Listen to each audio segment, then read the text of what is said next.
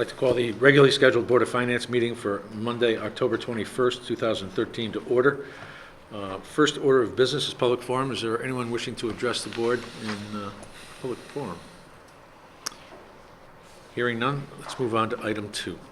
2.1 is to approve the minutes of the regular meeting of July 15th, 2013. Is there a motion? So moved. Second. As you may recall, we had to table this because we didn't have a quorum from those present at the July meeting. So, is there any, I know we had some corrections the last time around. Did anyone else have any comments, corrections, changes? None here. None? None? Call the question. All in favor? Aye. Opposed? Abstained? I'll abstain. Thank you.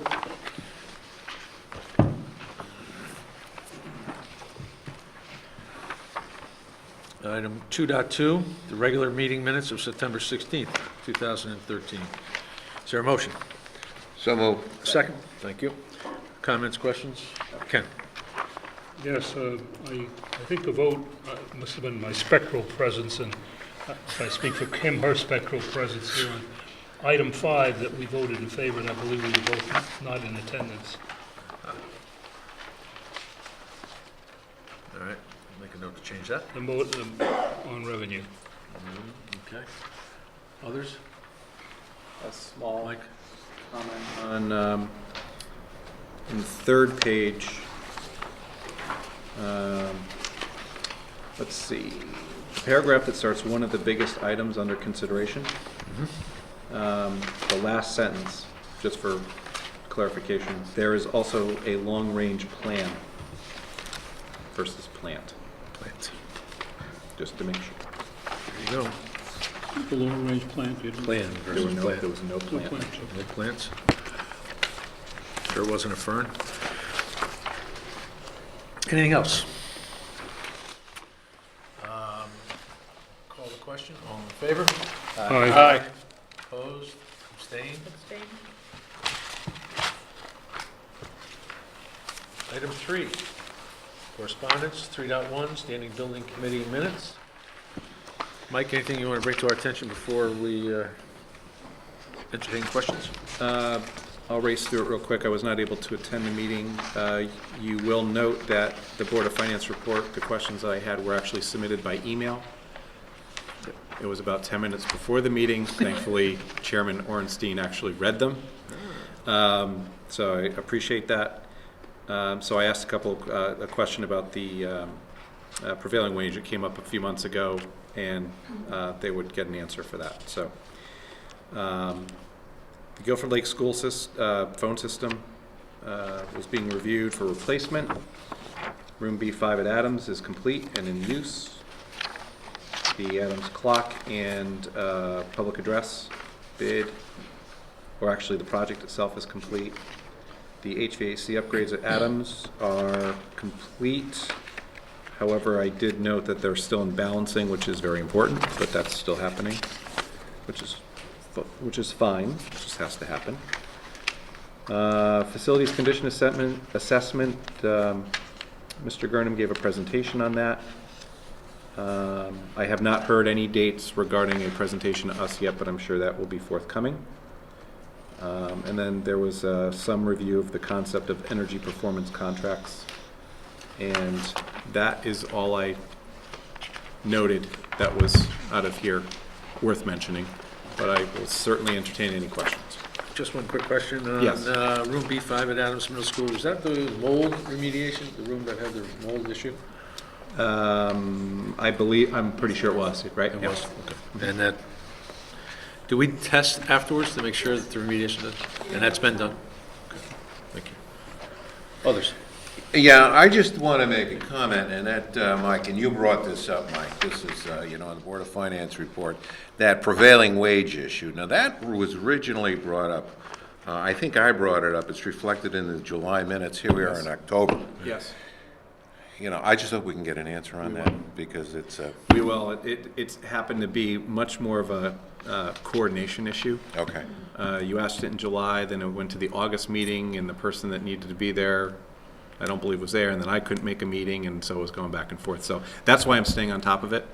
I haven't dropped the ball on it. It's just a Oh, matter no, of I'm not coordination. suggesting it in any way. No, and I know Yeah. you're not saying that. It's unfortunately just coordination. Okay.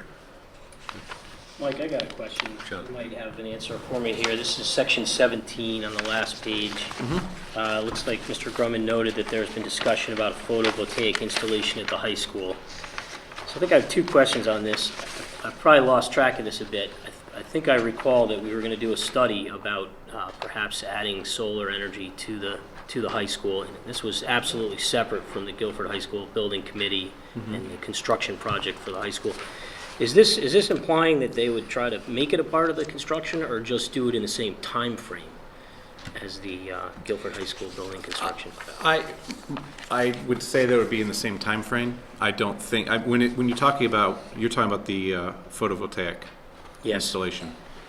That is not something you would typically do after the fact. That is something you do as part of the project. So, I don't know if that's answering your question or that's what your concern is. Well, I'm just wondering if this is really budgeted for in the Guilford High School project. Well, it would be very dependent on the reimbursement that you get from the state to do it, and whether it makes sense. Again, it's a cost-benefit analysis that they would have to do. What I did note here is that it says that there's been discussion regarding it. I do intend on going to the high school building committee meeting tomorrow night Okay. and see if there's any further discussion. If there's not, I could certainly ask the chairman what's going on with that, or just bring it up at the next standing building I committee. appreciate it. That's So fine. the last thing is just a comment on section 12, which is kind of odd that it came after section 17 there. But it was this energy performance contracts, and I just wanted to note that Richard Bloom has described these to me, and they just sound fantastic to have that approach where a contractor will come and lease you based on the savings for some kind of energy project. So it just seems like something that's very, very good to look into. I will note that budget perspective. you're right. He is a very big proponent of it, of energy performance, and I think the issue is just we just haven't either had a project that has lent itself to that or a study, and I think that the reason it came up now is because of the facilities condition assessment. So now looking at all of the schools in totality as opposed to doing it one school doesn't make much sense. When you tie in the entire school system into an energy performance contract, makes a lot more sense. Okay. Just the security issue that's suggested by item 7, the update on Cox Window.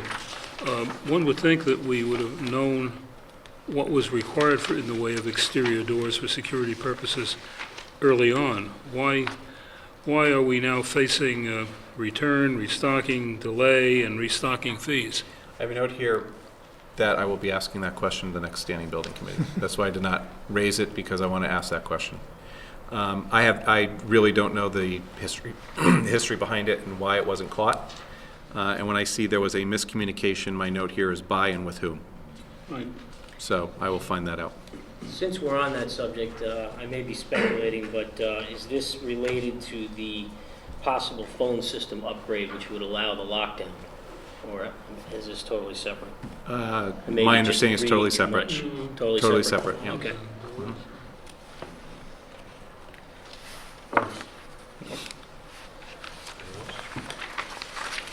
A little bit on the pension.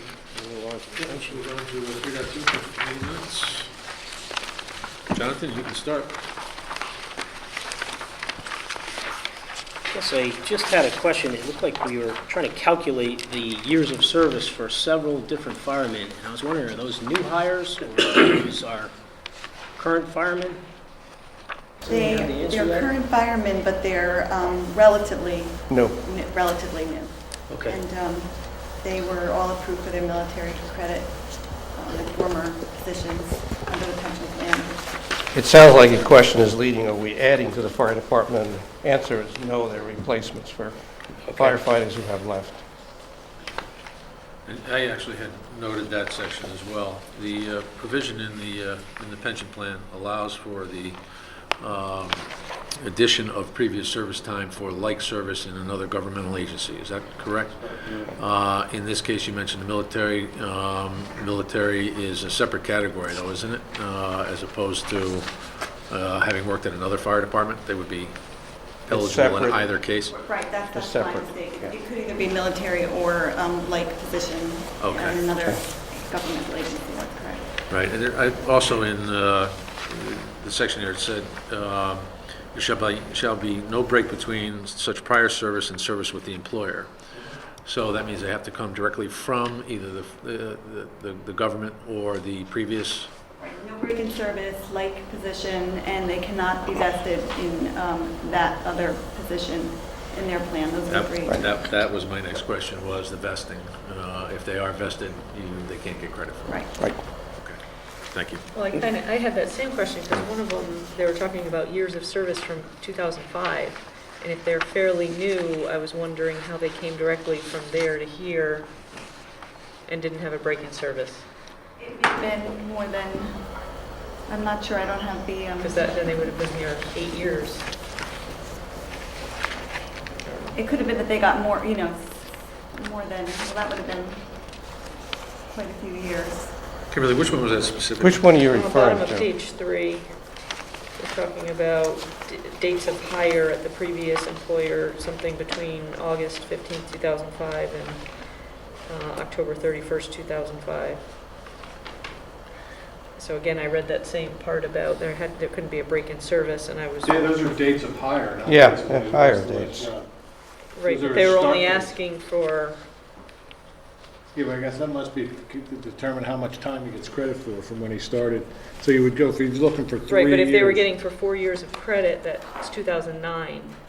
If they're a recent hire, 2009 to 2013 is not a direct, to me, 2009 isn't a recent hire. So. Right. Yes.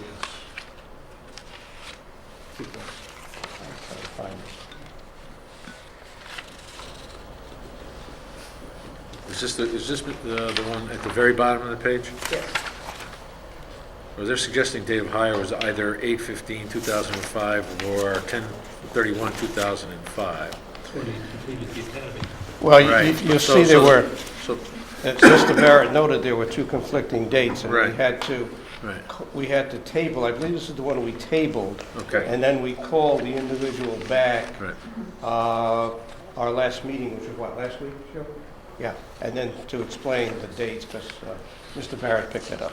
But the question was whether there was a break in service between that employment and, I believe there wasn't any. I can tell you that some of these firefighters actually have been here a few years. They're not, Okay. Yeah. well, you had said recent hires, so to me it was, No. Yeah, they just no. haven't. Not that recent. Haven't come before the pension Right. committee yet, and Okay. that's the issue. And then one of them got almost 5 years of credited service. I can assure the board that these have been properly vetted by the pension committee. One small question on page 4. It notes here that a memorandum of information about the Patient Protection and Affordable Care Act was distributed. It was kind of odd. It didn't seem like it belonged so much in this paragraph about some investment reports and some of the returns. I just wondered, how is that report related to the pension? It's not something I'm familiar with. I just was wondering how it ended up in there. That's interesting, because I did not distribute a report like that. So I'm not quite sure what this is about. I know that we Didn't seem did- like it belonged there. All of the employees got such a memo in the mail just this week, Yeah. last week. But I don't know why it's in. I believe, I can interrupt you here, I believe that the Human Resources Director just advised the pension committee that the employees, all employees, including this one, got a letter explaining what our choices are. I think I got one too. Any others? Sheila, was there a report, year-to-date report? I have the return as of September 30th, it's 4.38%. 4.38. Thank you. Anything further? Nope. Let's move on to item 4. Review and accept the report of expenditures for the Board of Education for September 2013. Sue Renner, the reviewer of the month. What would you like to bring to our attention? Well, first, I'd like to start with a housekeeping matter if I could. Certainly. I'd like to remind you all of and invite you to the public forum that the Finance Subcommittee of the Board of Ed holds each year in October. It's next Wednesday, October 30th. This is the forum that we hold at Adams School in the music room where members of the public can come and discuss what they're interested in for the upcoming budget. We generally see several of you there, and I think that's very valuable. So, love to see you there.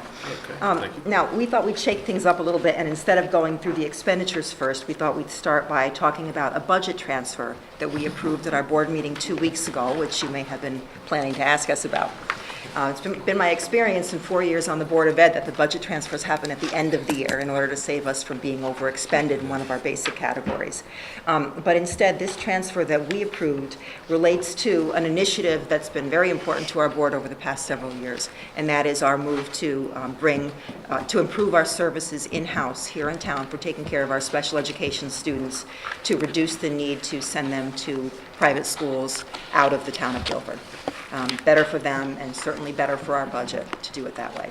So as you recall, in the spring, after we passed our budget, which contained a number of initiatives meant to accomplish that objective, Mrs. Brown, who's been our Director of Pupil Services for about 10 months now, came up with some other plans of ways that we could expand our capacity in-house.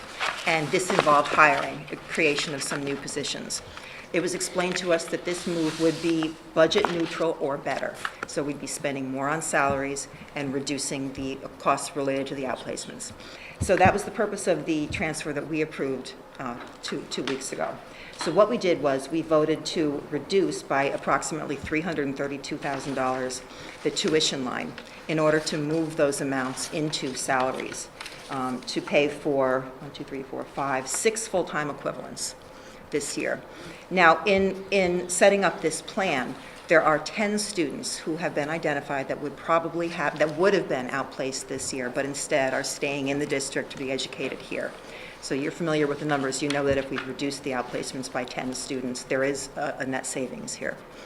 So this transfer does not contemplate the related benefits. It doesn't look at the changes in transportation costs and so on. It's just very simply to increase salaries, reduce tuition. So I want to bring that to your attention first because I think that's very exciting and positive that we've been able to do that. Quick question, and I should be able to remember the numbers, but have you adjusted the tuition line item on this report? No, I have not, because it was not approved at the time that this report went out. And you said It will- 350? 332. 332?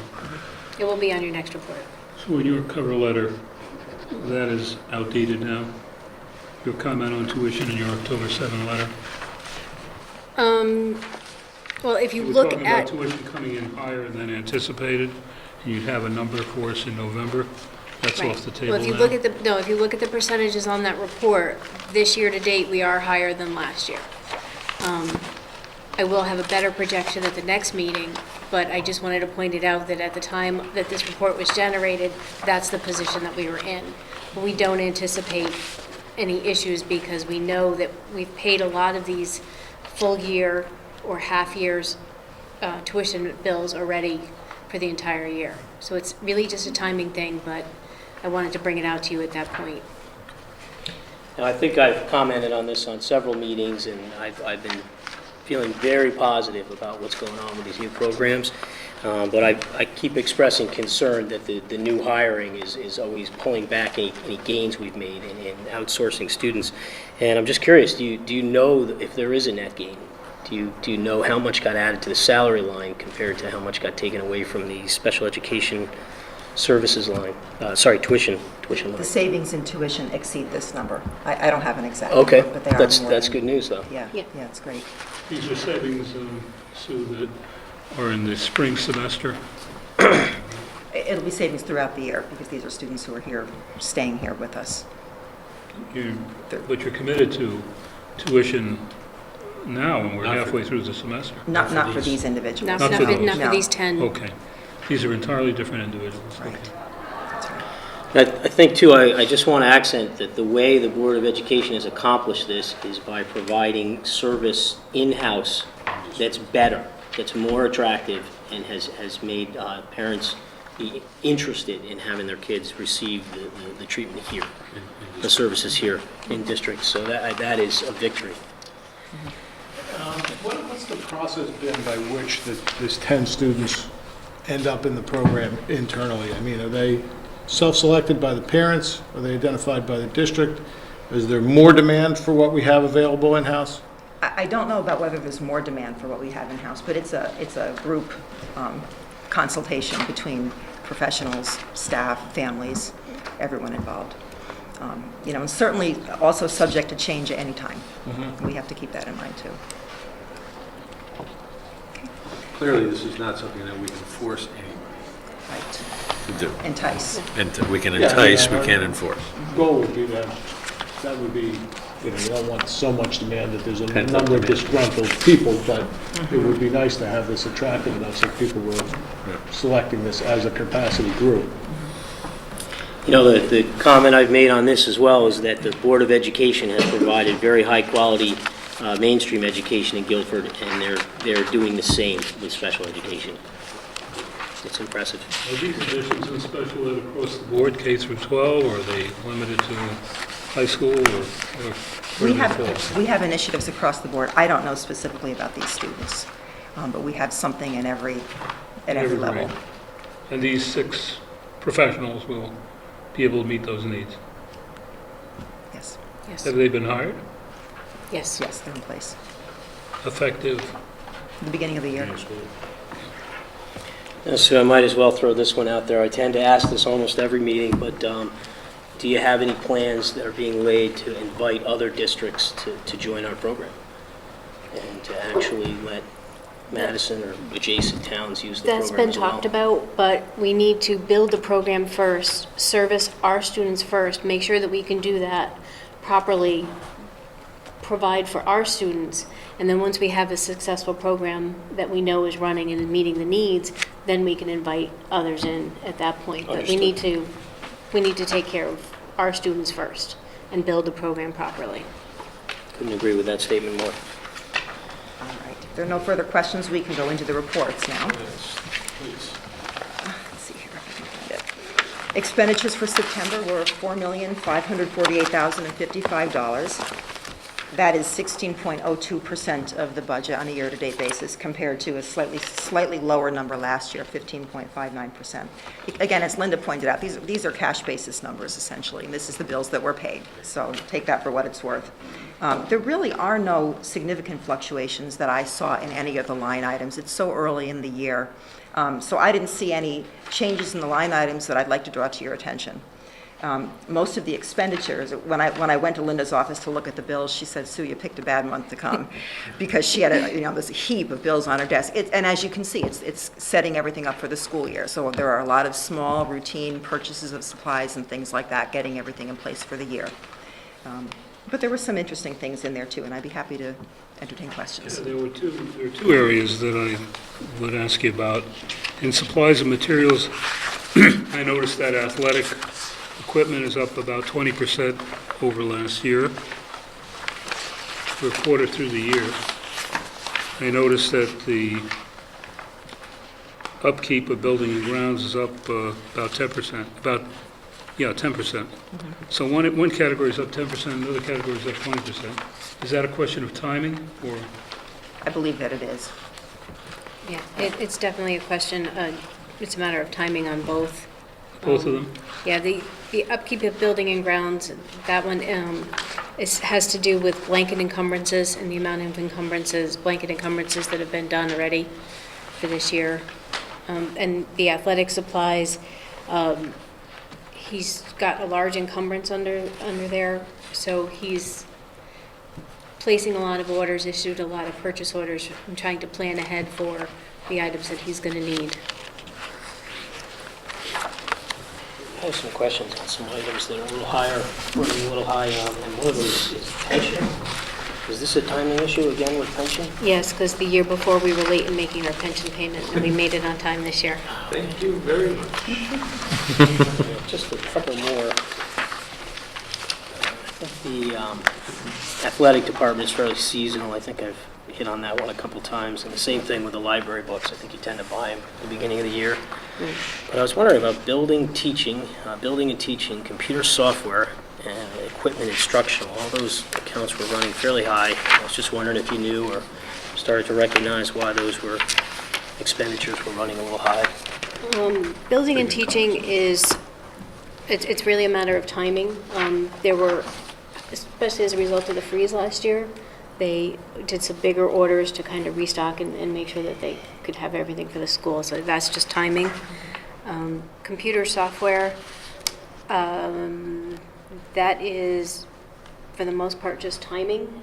We have a lot of annual licenses, Okay. and there was just a couple of them that came in a little bit earlier than last year.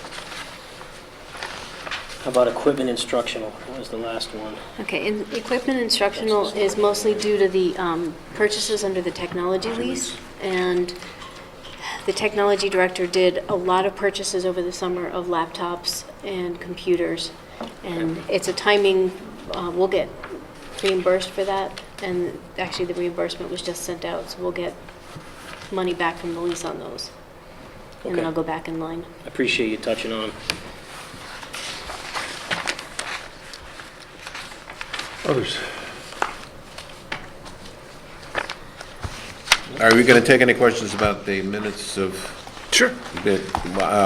I'm going to, Sue, are you going through what you were wanted to do before? Unless Okay. anyone Yeah, we else can do has those. We questions. can do Okay, warrants all right, after, yeah. so Kimberly might have a... Do you have a question on the warrant? No? Thanks.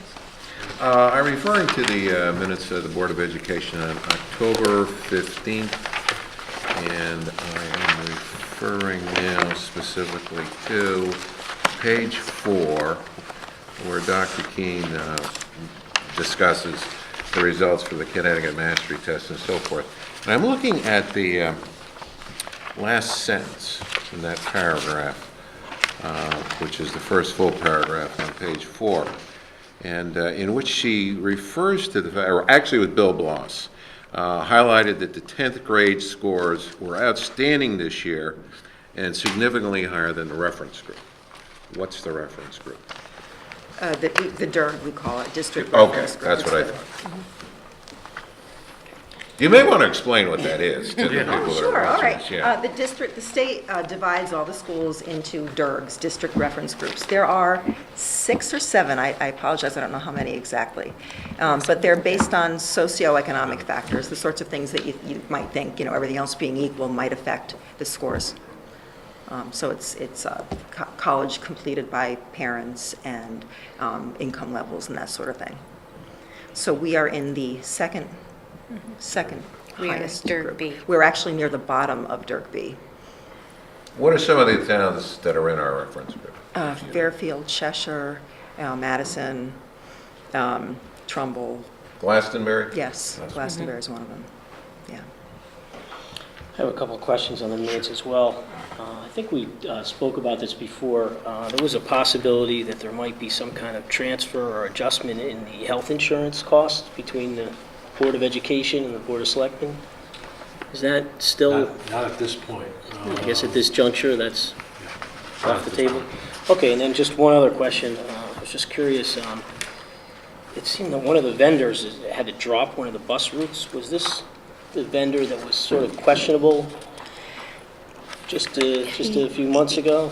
Yeah, Well, as you know, we've instituted this practice of bidding the special ed bus routes, not altogether bid one by one, because it's really saved us a significant amount of money that way.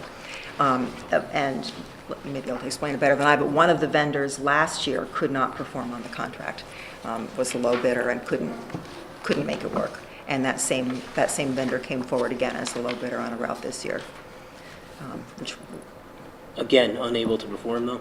well, it didn't come to that. We didn't choose that vendor for that reason. we opted out because there was a concern over the price that they were bidding and whether or not they were actually going to maintain services for a year at the rate that they were bidding. Okay, because I was referring to section 7. I guess this is old business though. What's your question? Dr. Freeman meeting was held in November regarding concerns that their low bid for one education route, and this Right. vendor has since notified the district that will not be able to meet its bid. Okay, so that was the same? Yes, Okay. same So vendor, it just didn't go as far this time? right. Okay. Further to this point of the 6 special ed positions and the transfer, On page 3 of your minutes, 8.4 specifically, there's a hiring and vacancy report, and it says a total of 29 new teachers. Now, not really, it's for the most part replacement teachers when they say new teachers, right? But are those 6 positions in addition, and then it goes on, assistant principal, special ed coordinator. Is this 6 special ed, in-house program staff in addition to these identified in this hiring vacancy report from the minutes? I'm not looking, I don't see the part of the minutes where you're referring to, but 8.4. 8.4. Doesn't I appear to imagine be. they're included. 29 new teachers, yes. Yes, that's everyone. Okay, okay. Okay, and, because not, as I understood though, but with it's because this autism program isn't just teachers, right? There's other professional staff in a sense, right? Like occupational therapists and that sort of thing, or are they teachers? Well, a psychologist, a social workers, Okay. they are all considered They are teachers. considered teachers for this purpose? Yes, for this purpose, they are all considered teachers, so they all are under that same umbrella of teachers, even though they have some specialized skills. Okay, so chances are this number here reflects the total hiring, and it's not this number plus the 6 you're talking about? Right. Okay. And then this may end up relating to special ed as well. There's an item on the warrant, page 38. It's I just haven't seen this vendor before. Unite Here Health, it's a $17,000 bill. That's the health insurance provider for the cafeteria workers. Oh, They opted out of our plan over a year ago with their last contract negotiation. They opted out of our coverage to go with their union coverage because it's a comparable plan and saves them some money, as well as saves us some money. okay, so how many contracts, how many employees is that? There are 16. So I'm that's so glad 6, I wrote that down. Yes, there are that's 16 employees off of our rest? Right, they had come off Wow, a year ago, okay. which is part of that grouping of contract changes that we did about a year ago at this time, when we adjusted our contribution And that premium payment is quarterly, monthly? monthly. Okay, still, not to have so that's $17,000 for 16 employees? Yes. That's fantastic. Okay. Ken?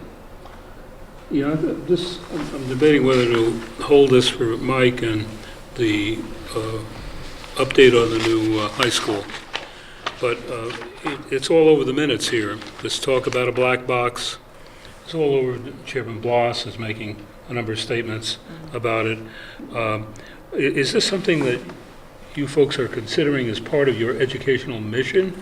Is this vital for you to have this? Because it's far too early in the game, I would think, to commit to anything like an addition to the basic budget for the new building.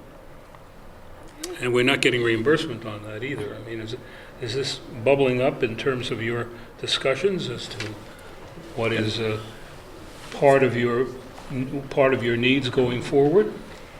It's been discussed. It was included in the educational specifications. Is that correct, Mr. Yes. Ailes? Right? But it was one of the things that was taken out in order to make the numbers work. But So- it's my understanding that in order to even consider actually putting in the black box theater, there are certain things that need to be done at this time and with a timeline going forward, starting now, so that if this does get decided, that it can be included in the project. Am I getting that right? Yeah, Sort of. you're both correct. The black box was removed basically because the climate of the bidding was very uncertain, and the building committee felt it was prudent that it would be better to make the black box more of an alternate item as opposed to make it part of the base bid of the project. And then, depending on how the project comes in, bidding-wise, then the black box may go back in. However, well, actually, let me take out the however. The project did come in under budget, but all of that money that is under budget is really contingency money. Exactly. So to answer your question, is it too early? Right now, yes, I believe it's too early to decide because you got to get into the ground. You have to see what kind of unforeseen conditions might actually need to utilize that contingency. It's not newly found money, it's just money that's part of the project, but it's a placeholder for anything that might come up, which is why you put a contingency in. If all of a sudden that contingency is not used at a certain point, then it may be prudent to put the black box back in and look at the numbers and reconsider that. I believe I mentioned at the last meeting that anything that goes back into the project, whether it's a black box or any of the alternates, is being scrutinized very carefully by the building committee as far as whether it's the right time to go back in, is it the right cost to go back in, at what point does it go back in? Because there is a point in the schedule where you start to spend more money to put it back into the project. And the building committee, I know, is weighing that very, very carefully. I do believe there's a point where they're saying if we haven't spent this much contingency and we can get the numbers where we want them, then if we put them in, then we save this much money. After this point, we start spending more money and more money and more money. So there's that break even where it makes sense. As far as programmatically, it was part of the ed specs. I believe that anybody who, whether they're in favor of the black box or know anything about the project and educational curriculum and the mission of the Guilford Public School System, will tell you the black box is vital to the project. It was just not considered one of those items that needed to get into the project because of the uncertainty of the bidding climate. So there were also design issues that came up with that early on, where it was part of the project, then it was taken out of the project to try to reconfigure parts of the music and arts and performing arts area. But it's one of those items that is very much wanted and needed in the community based on people that you'll talk to about it. So, Are you folks, or maybe you can share it with us, are you estimating any kind of a deadline date on that? I mean, I can tell you what I remember is that January is when the decision really needs to happen. It's around the corner. Yeah, it is. And after January, then it becomes, okay, the issue comes to, you need to make the decision to be able to get the drawings, to be able to put it out to bid, to put it as part of the project. And there's been 3 or 4 different scenarios that the CM and the architect have looked at, and they've been presented to the building committee. And now the building committee is really, for lack of a better phrase, they're chewing on it right now, just to try to determine at what point do they make that judgment call. Now, Mike, that was my question. I recall reading somewhere that maybe there wasn't design plan for the Black Box Theater, but there is a design plan and there has been a bid? No, there is just simply a conceptual location of where that might go. There's no design. That's the issue, is that you have to make a decision. Do you want it to put it in the project and then design it? It's pricing a conceptual sketch. So it's very difficult to do, but do you want to spend the money to design it? Otherwise, the architect's designing it for free. And any business person will tell you they're not going to do that, including this person right here at this table. Is one of the options being considered, obviously, if we don't burn through our contingency, that's money that can go to X, Y, or Z, is at least X on the table of perhaps, not spending the money, and we've succeeded in building the project under budget. Well, it could still be under budget and with adding the black box into it. The question is the value that you get for putting something into the project, or, is it more important to make sure that all your environmentals and your ledge is blown out that you didn't see, or is it more important to put a black box in? Well, they're both important, but you can't do the project without blowing out the ledge.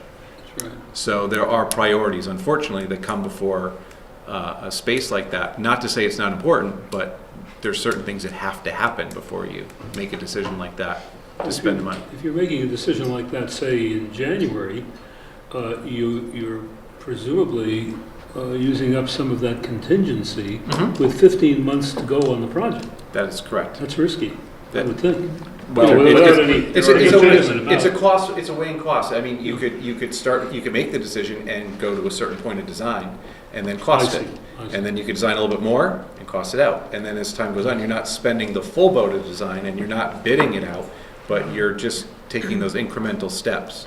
So do you spend a few $1,000s to get the cost estimate good, or do you just hold off and get a? Is it fair to say that the potential gotchas occur early in Yes. a program? Yes. For instance, the blasting of the ledge. Early in the construction Early is in the when you're construction. going to really hit the big Right. line item On contingency. the contingency stuff. Now, along those same lines of, contingency money could be available for X, Y, or Z, is there any other additional work to the high school that's on the table that people are talking about? I have to tell you, I don't know consider? I don't know what those items are. That is something that would be a great question for the building committee. Yeah, in detail, I know that there were several alternates that were approved. In fact, the papers, it was in the papers that there were certain items that were taken, mostly material items. I believe tiles there were certain materials, tiles instead of wood instead of tiles, and there were certain things that were in the papers and noted. But anything beyond that, I don't know with enough detail. Fair enough. And it would also be a fair statement that if this black box doesn't make it into this project, and if it gets built at some later date, that would be the most expensive option of all. Yes, it would be. You'd be remobilizing. You'd be redoing. You'd be demolishing and taking out and removing new building portions to be able to do it. So that alone doesn't even sound good. Never mind No, spending more money. Actually, it has a doomsday quality to it, black box. Well, that was I was just gonna follow up on Early that. on, it's some other name. Why is it called a black Why box? is it called a black box? Because simply that's the inside of it is a very flexible space. It's like a huge stage, and it allows you to do a lot. There's a lot of flexibility in classroom teaching, and I'm not really the person who should be answering this. Where's the public when you need them? to talk about a black box? I'd ask the question. But you did last week. It doesn't have last fixed month. seating, it's flexible, so you can use it as performance space by moving Okay. seating. Right. You can use it for practice performances. You can, put some of the music program in You there put for music, practice. art, classrooms. Debating. You could put anything in it, and it could also, and this is one of the bigger factors that you'll hear about, is that it's a space that sits on its own. So it can be actually leased out, rented out by the school system, or to bring in other towns don't have this kind of a space. And this is one of those spaces that not only is great for the students here, but could actually be used as a revenue source, which was something I remember saying before the referendum passed about revenue source. Be nice to have that if you have a facility that will allow you to do it. Mike, just curious, about how much space are we talking about? I think it's about 3,000 to 4,000 square feet. Okay. It's not a big space. It's not, by the way, it's not a second auditorium. It is really a simple box with a lot lot And some theater. no support. fixed seating, nothing like that. It's all very rearrangeable for any kind of a use. But it has lighting and sound The capability. lighting, sound capabilities, all of that, yes. It's a box of Technology, Technicolor. Okay, anything further from Sam? Can I ask my usual question? You certainly may. Do you have an estimate of your prior year encumbrances? Yes.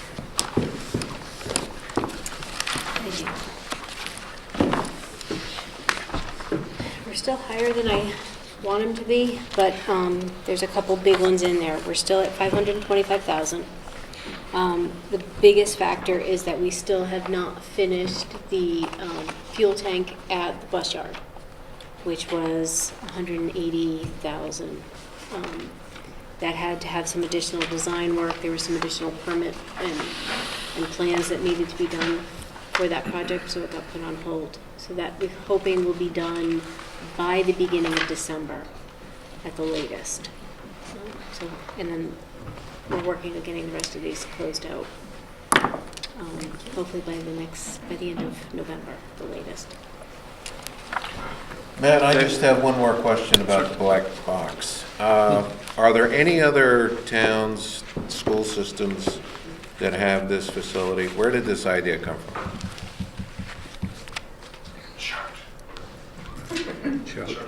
Is it Choate? Thank you, Mike. I really, I didn't know the answer to that. I know that there are others, but there's not many. I guess Choate would be the closest one, maybe. Other than that, I really don't know. I'm not even sure. I don't know where it came from either. There is one, David, there is one, and I can't think of where it is. Wouldn't be that East Haven school. No, I apologize, I can't think of where it is. I remember there was some talk about it during a building committee meeting that this particular school system had one, and I'm blanking on it. I don't even want to venture to guess. Okay. I'm sure Mary Beaman would know. Oh, yes. Yeah. Yeah. Yes. Matt, I had one last question on the warrants. Page 39, another vendor, I'm not sure I've seen this before, but maybe Vigo, I guess Vigo Communications. It's a robotic system. Is that like supporting the robotic team? Is that No, that's something actually for a student. Oh, Do you want to explain this one? okay, no, you maybe mentioned this before. This is the robot that sort of Yes. That can- broadcasts Yes, home. Right. yes. So the student Will aid a can, student who cannot always be in the classroom. interesting. Wow. So They've why is there actually- two invoices?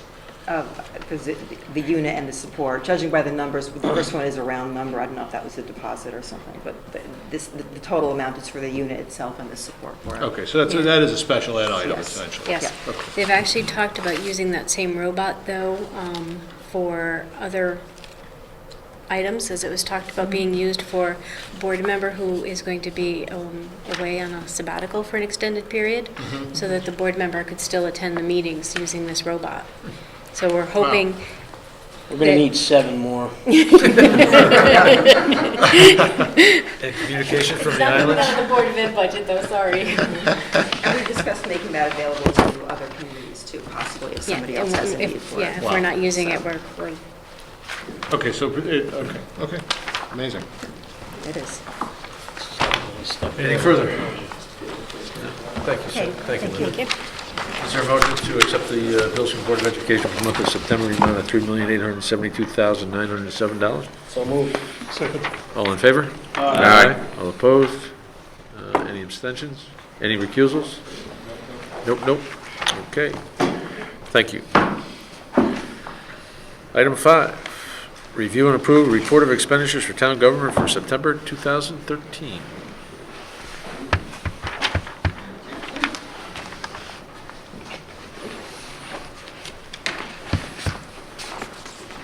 Good evening, Sheila. What would you like to bring to our attention? Start with revenues? Start with revenue. Yeah, there you go. Mix it up. There you When you're least likely to. to be prepared. Actually, I should start with expenditures because it's right on top of my pile. Well, start there if you'd like. No, it's okay. Okay.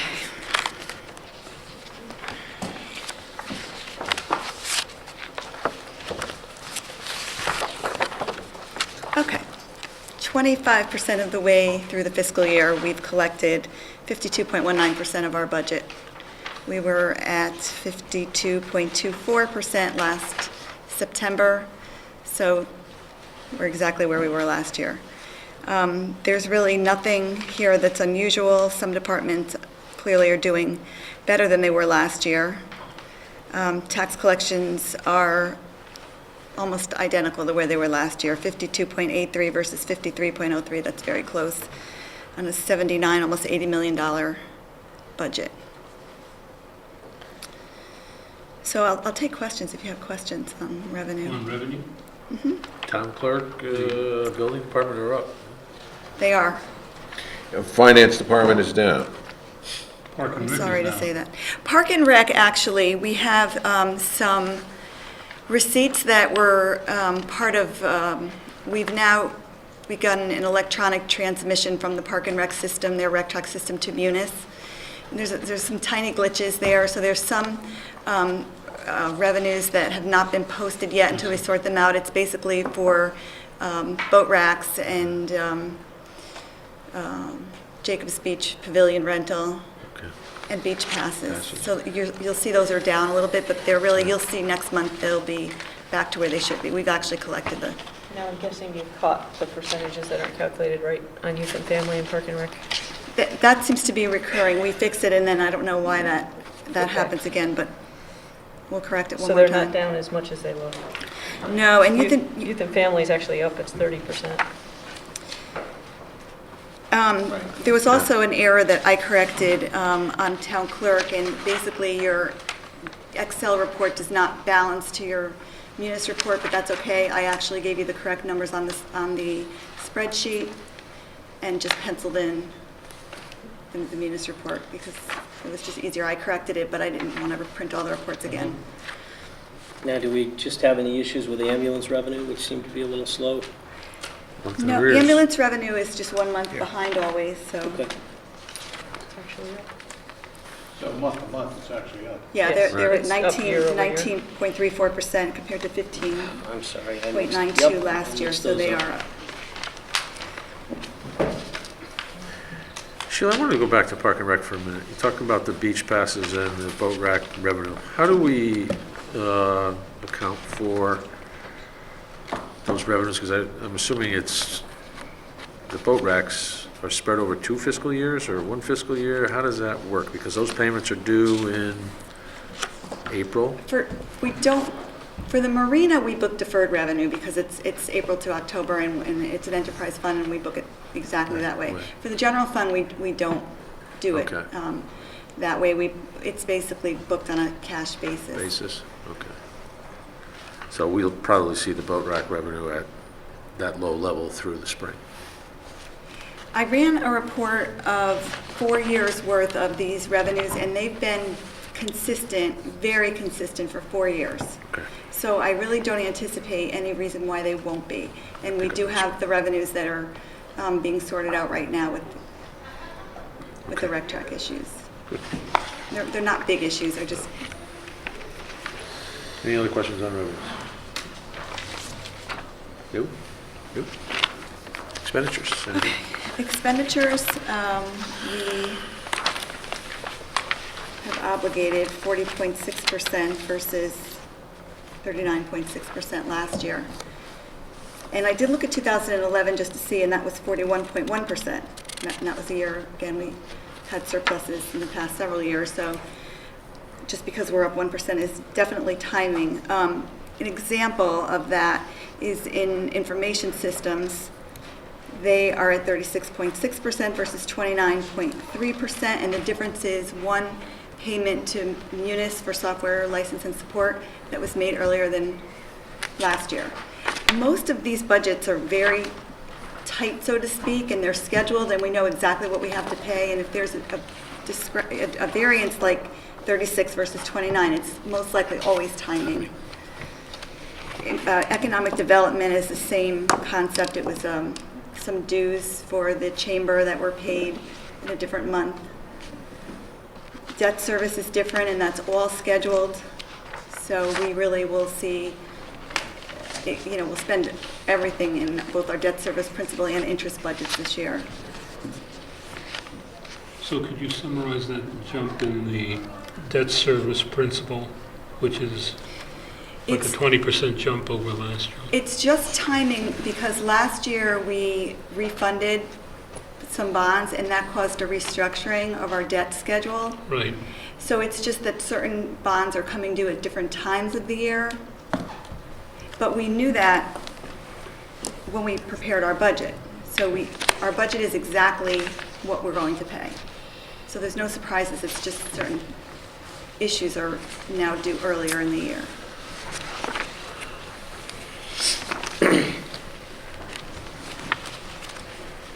Any questions on expenses? Anything else on expenses? Nope. About warrants, or weekly fund checks, warrants, warrants, Ken? This affects the reval process. Okay. Reval services, $22,000. This is the beginning of, I probably should explain reval a excuse little me, bit that's too, page 1. in terms of the accounting.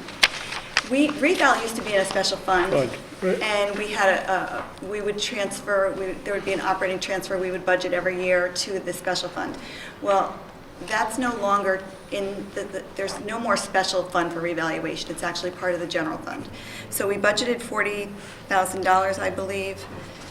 It's at the bottom of the report, and it's no longer an operating transfer. It's actually, we're going to expend out of that line item for the revaluation services. And if we go over our budget, we have money set aside in reserve from the money that we had in the special fund. I think at June 30th, there was $225,000. Okay.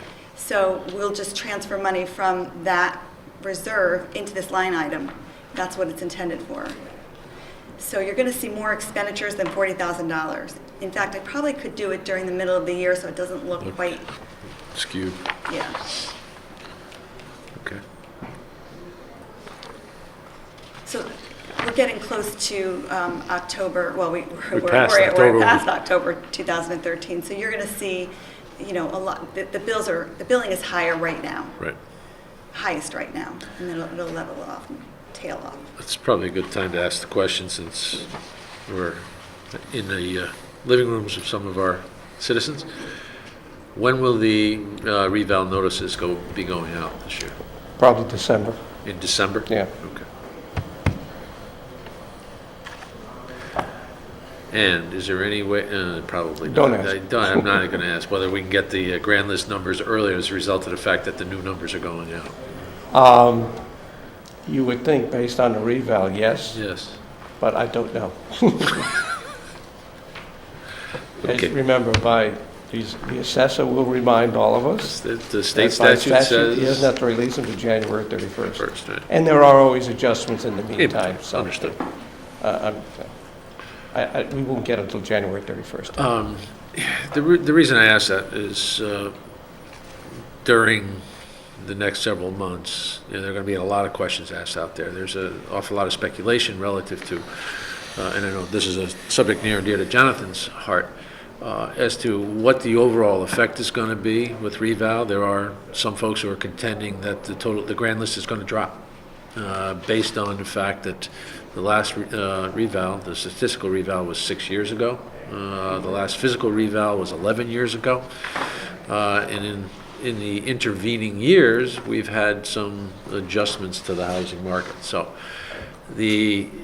having a sense of that would probably be helpful. I know we'll have it by the 31st of January in time for our budget deliberations, but the more information that we can share with the public relative to what that impact has been, I think the better we're going to be.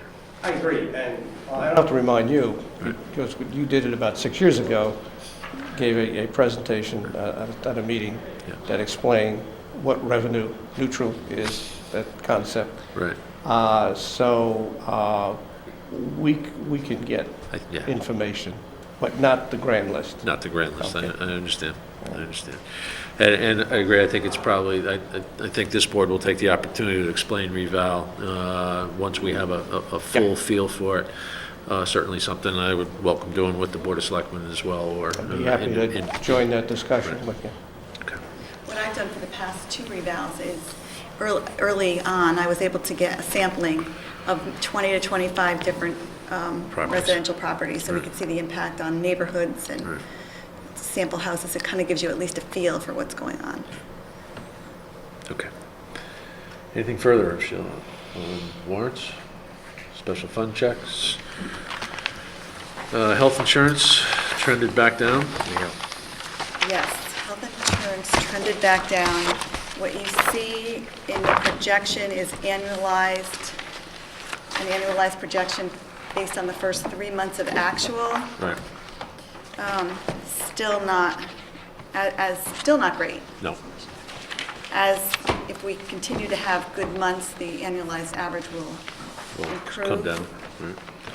We have one individual who has reached 50% of the stop loss, and I know you spoke with Mitch today. I did. I'm still waiting for Anthem. I guess it's not easy for them to do custom Reporting. reports changing the parameters, but we're still trying to get a report on who's exceeded or, you know, how many contracts have exceeded $50,000. Right, and Mitch also indicated that they were having difficulty in breaking that into the respective fiscal years there by case alone as opposed to when they fell. Yeah, I don't really understand that because to me, it's a parameter. We have a report that's fiscal year based with 112,500. I don't see why it's an issue to change that to 50,000, Okay. to change the parameter. I do have the rolling 12 months with the $50,000 figure, but it's Right. very skewed because you don't know if it's a rolling 12 months, that it's terrible. The report doesn't look good, but it could be all prior to July 1st. So you really, it's not meaningful Right. for us right now. The only thing that makes it meaningful is to see the number of claims that are falling into that bucket. But it doesn't help us relative I to certainly specific can, fiscal performance in any given year. I can make copies of this, and there's 3 reports that are actually pretty interesting Okay.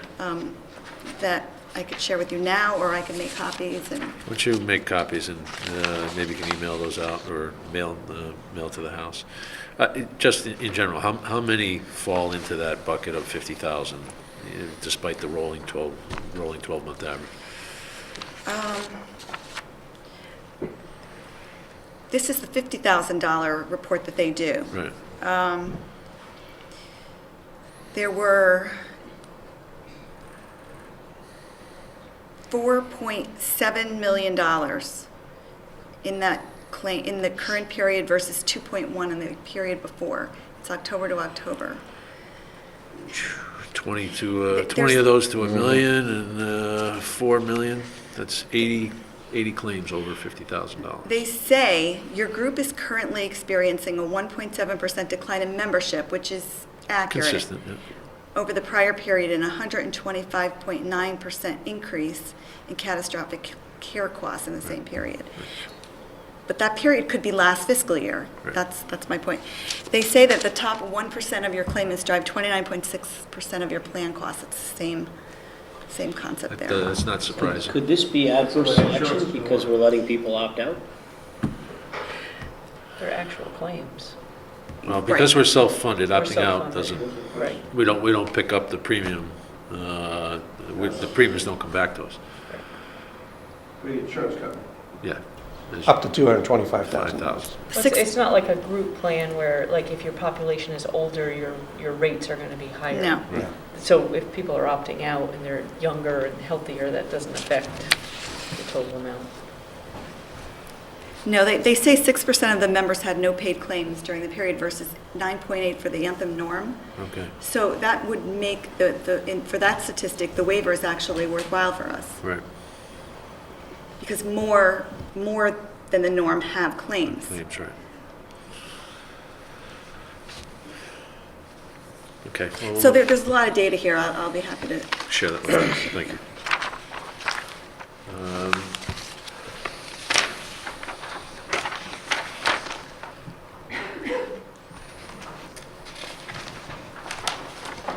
The detailed report on the high school, new construction, any Well, comments or questions? on it? I promised you something.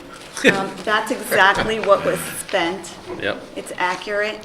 What it is not the building committee's official budget. Okay. Which I have, and I will be meeting with the finance subcommittee chairman this week, hopefully, or early next week, to go over the presentation of the budget for all of us. Because once I put it in Munis, there's no such thing as a draft.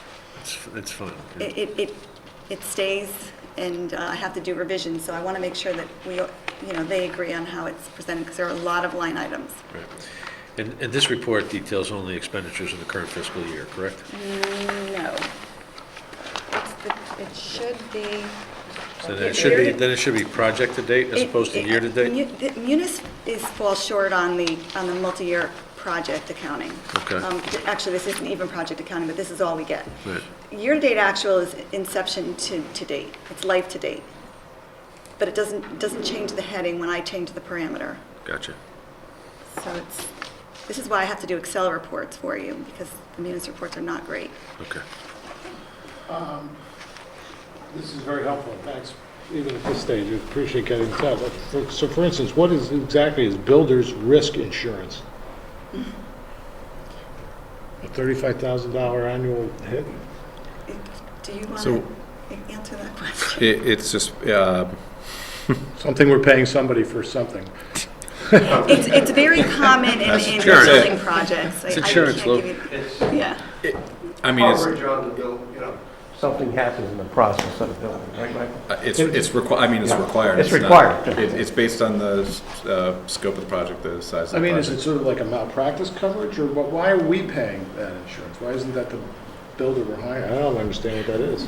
Builder, the contractors have their own insurance. It's our building. So you. It's not I have under, to tell it's you- not under our general liability No, policy? I I'm so confused. no, I don't understand your trade, that everybody is included in the suit, right? We'd like lots of policies. I'll grant you that, but I still, since I'm on the paying side of It's this, another I level don't know of what it is. protection for the town. You know, what's interesting is I do recall now that it's a interesting term because builder's risk is actually owner's risk, but they It's call it owner's builder's risk. yeah. Yeah, but You- what's you the just risk jogged my exactly memory we're on that. insuring That's- against? The CM and contractors are all covered by bonds. They all have their own insurances in the bid bonds. The builder's risk insurance is owner's risk that we would have to take on for, and I'm trying to remember what the stipulations are and where it goes into effect, but So is that $35,000, do you know, for like a one-time premium for the project? I'm going to get Are we you all paying the that information annually? on it. I'm that, really interested. that should be a I one-time. believe it is. That's a one-time. Yeah. Okay. Now, Well, I'd like to show Okay, there you was a great- lot of Yeah. discussion, and it's not covered by KERMA, by the way, which is our risk. carrier. We went elsewhere, we bid It it sounds out. like a specialized product. Yeah, of some it's- sort. But KERMA would have liked to bid on it, but they couldn't match that, so. Now, in line with this discussion, I was curious what the last item was, owner's representative. That's the owner's owner's project manager, the OPM or the owner's representative. That's Morganti. Can you say that again? Morganti, that's the owner's rep. That was hired by the building committee to, It's clerk of the works. Assistant. Yeah, works. clerk of the works. Assistant. Yeah, there's a lot of different ways you could say Except it. they don't call it that I anymore. think All right. Yeah. the old clerk of the works. Well, this is definitely helpful to just start to see how the project is coming and how much we're spending. It'll be And at this point, we've done no bonding, just, have we done any bans? Not yet, we should be planning that very soon, probably November or December. The bans are an actual bond issue. I am not sure, we may actually do a bond issue at this point. Take advantage of the rates. Rates. Anything on the multi-year bonded capital projects? Oh, I have, in case you didn't get the email from Darlene, I have copies Okay. for you. Yes, you need them. One Yeah, set, that'd be great. this is two. Oh, thank you. There's not a lot of activity in the past month on either fund.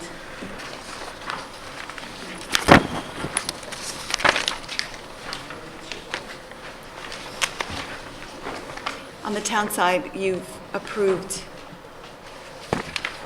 new purchases, so those you're aware of. The police department, last The month we command approved the post. command post, right. These are under 6:30. We're going to spend a little more tonight, though. No, 9:30, the last.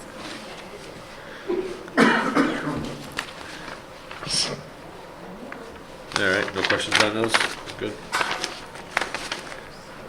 And the golf course report is also here. Electronic, yeah.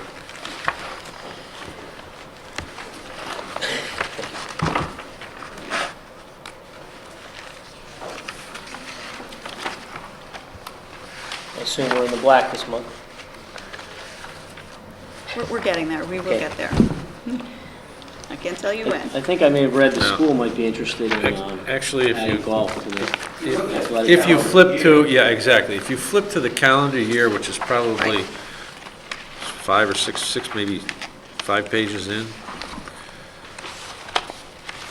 which I think Joe and I have always looked at it that way. You know, the golf season doesn't necessarily take into account the fiscal calendar. So, but if you look at year over year, January 1, 2013 through 9/30 of 2013 versus the same period a year ago, revenues are up 25%. Yeah, but that includes a $30,000 influx. from the Right. town. So but they're still over Yes. last year, which was by about 5,000, so it's moving back.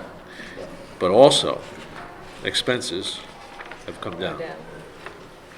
All right, so that talks a little bit of the management. The expenses are down by 6.4%. So, The greens fees are down. Yeah, because of membership. memberships are up. They've repriced the memberships this year. Okay, right, that's why you've got more in membership. I guess a simple way to say it is January to September 2013, there was a net loss of $3,100. Right. Same period last year was $49,000. Exactly. Well, and again, part of that was the operating transfer. Yeah, that's true, but add the 30 back, it's Back still... in, still. Yep, it's going in the right direction. Anything further? Sheila? No, I think that's all I have. Good. All right, is there a motion to approve the bills for the town of Guilford in the amount of $2,830,705? So moved. Second? Second. All in favor? Aye. Opposed, abstentions, recusals? Recuse myself from commercial air services, please. Sheila, before you leave the table, in my packet this month, I received what has become an annual notification. And that annual notification is that the town of Guilford, the finance department, and our director have qualified once again for a Certificate of Achievement for Excellence in Financial Reporting through the Government Finance Officers Association, which is the professional association of finance officers throughout the state. I'd be guessing, but I'm saying we're probably somewhere around 8 or 9 years in a row with this. Are we close to that number? Oh, I think it's Is longer? much more than that. I don't want people to think you're that old, that's the reason. Thank you. You can look at the wall outside there. Yeah, they're all hung up there. But once again, my congratulations to you, your staff, and also to the Board of Education for their contributions, and Linda and our recently deposed Mr. Potocny. But I think it speaks to the professionalism and the commitment that we have to getting it right from a financial perspective and presenting it in a light that is easy to understand and is professional. So congratulations again. Thank you. Well done. Okay.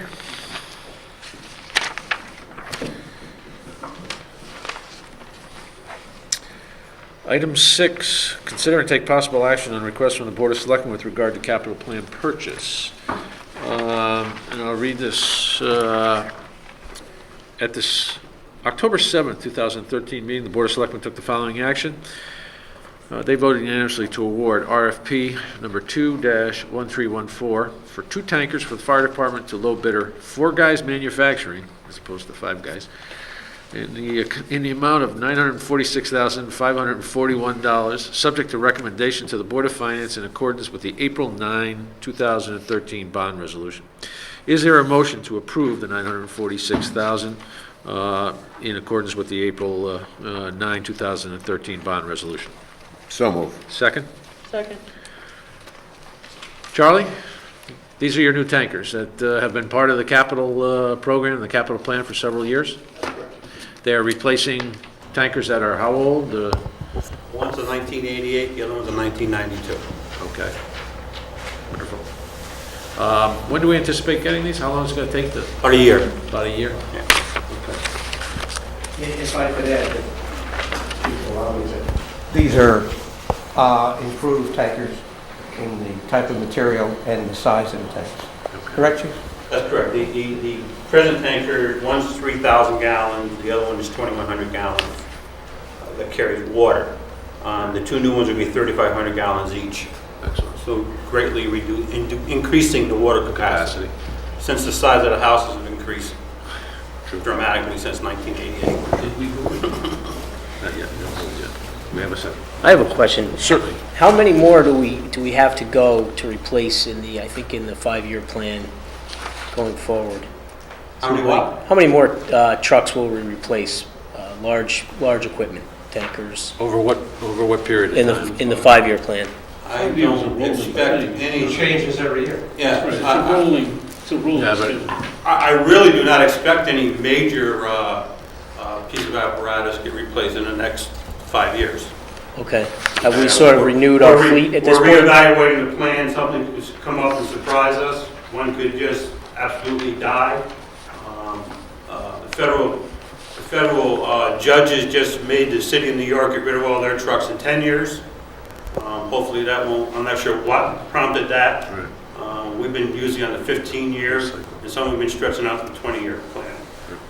Trying to do some research on the 10-year plan and why that happened, I just don't know. It may have something to do with the amount of miles and the volume and the wear and tear on the Yeah, machines, I right? really just, I know it's really got them in a real Real problem. bind. And is this a cycle that'll start up again? How old is some of our oldest equipment now? It's in the capital plan. You can take a look at it, it's there. Okay.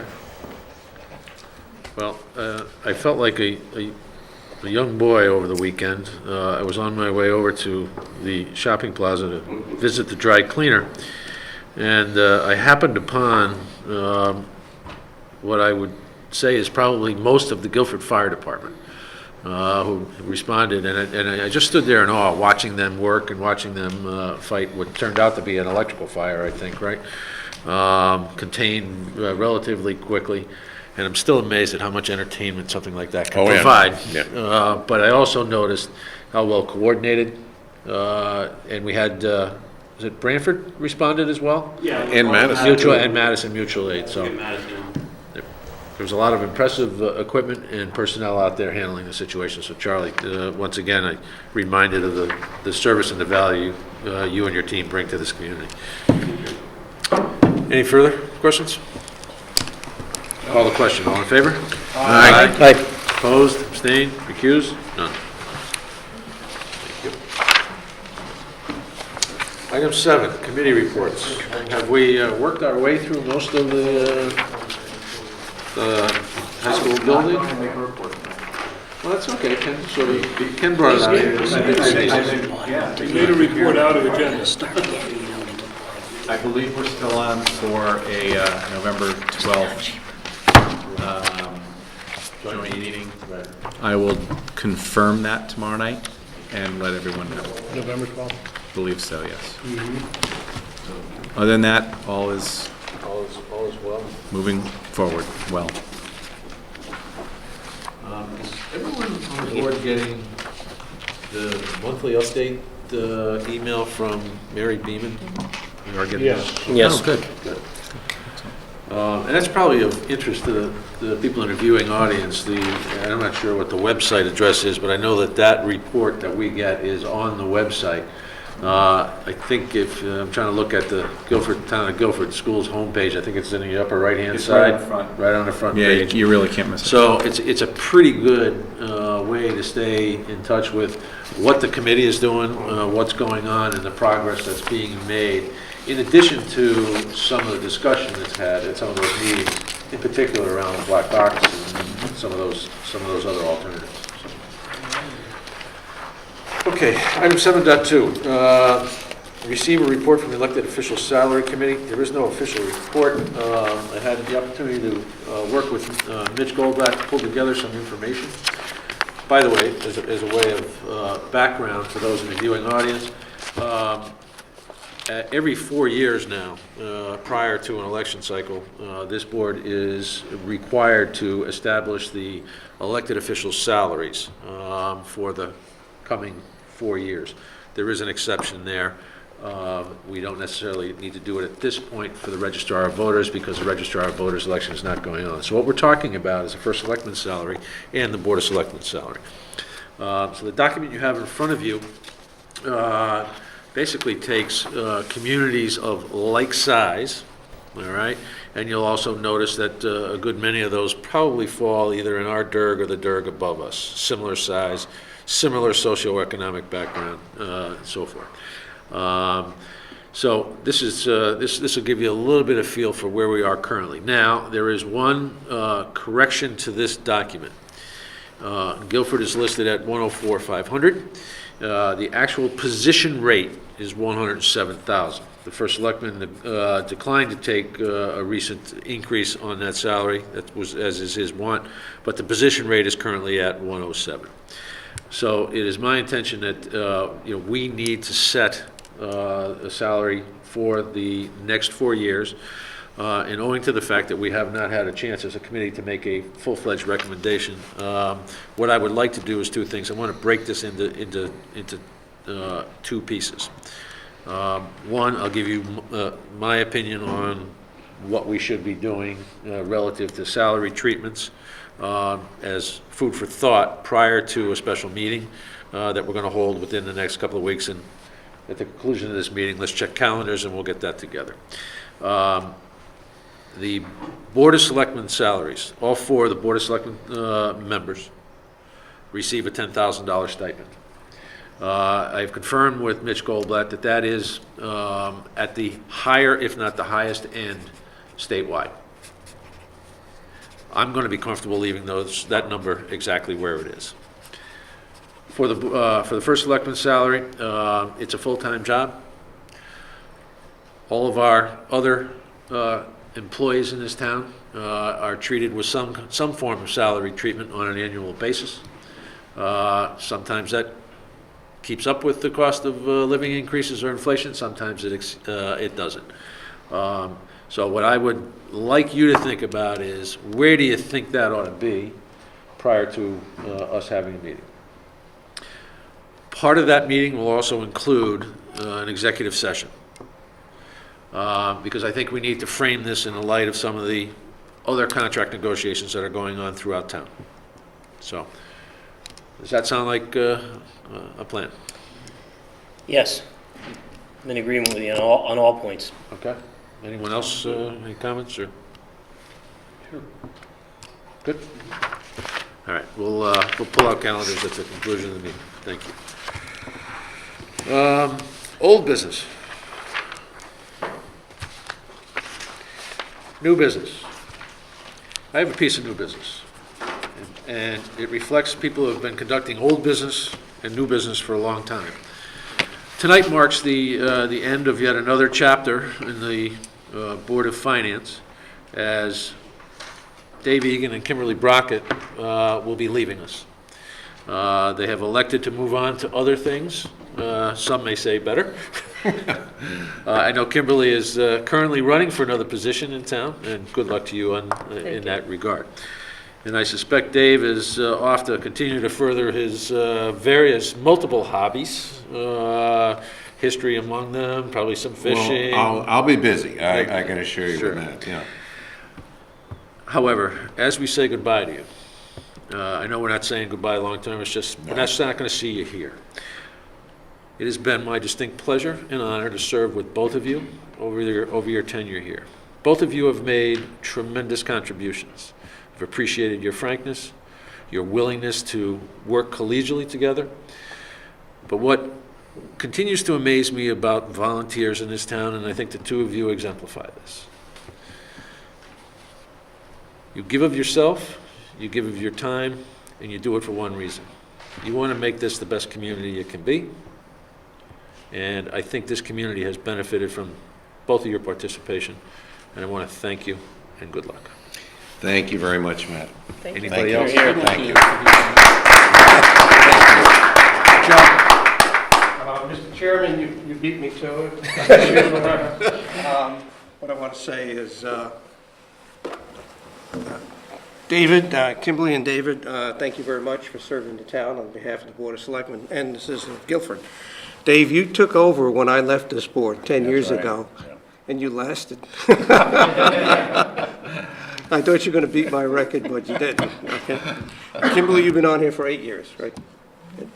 And again, like the chairman said so eloquently, that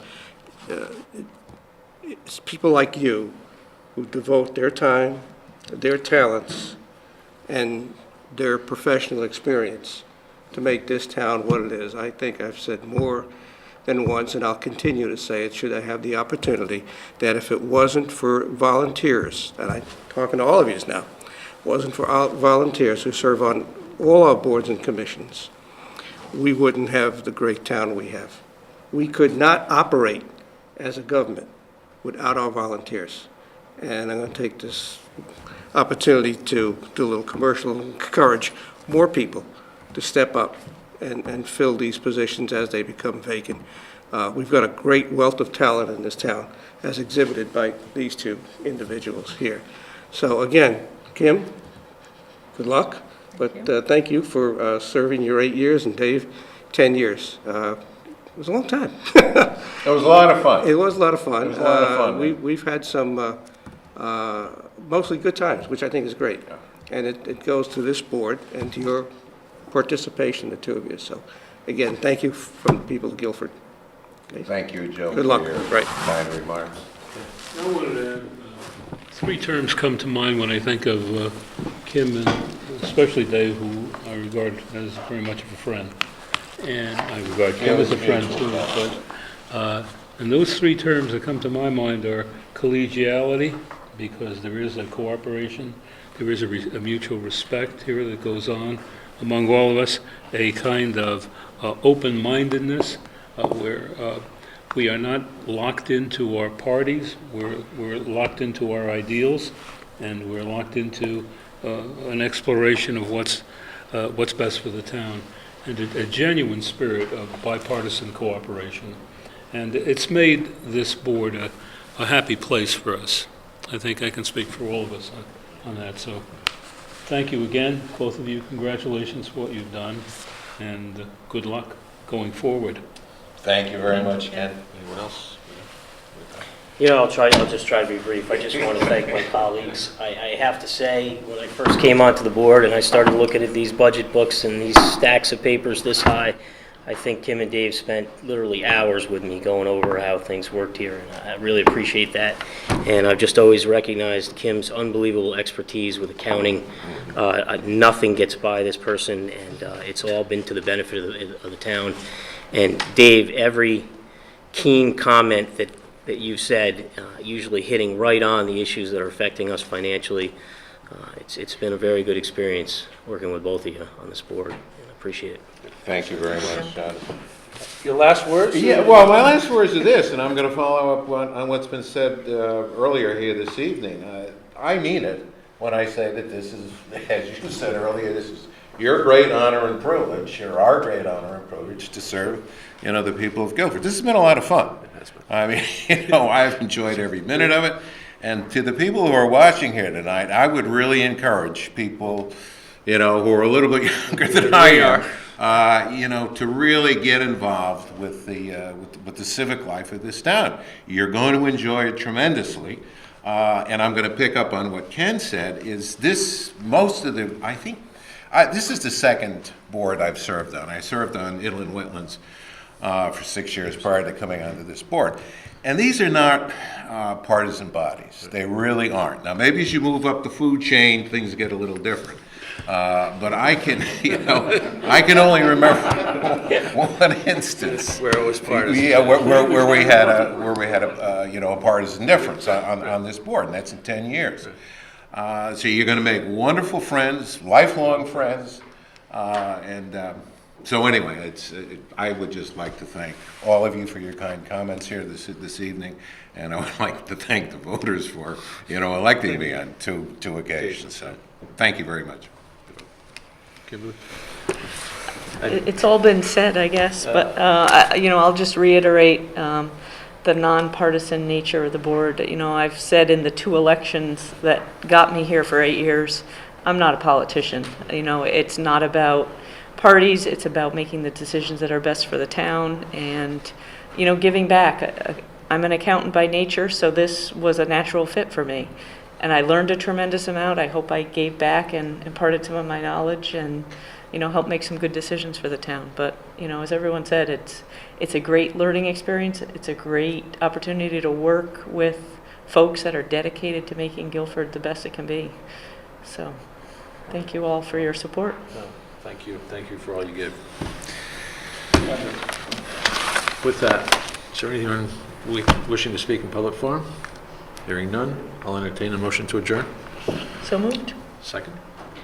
Second? All in favor? Aye. All opposed? No abstentions. Thank you. Yeah.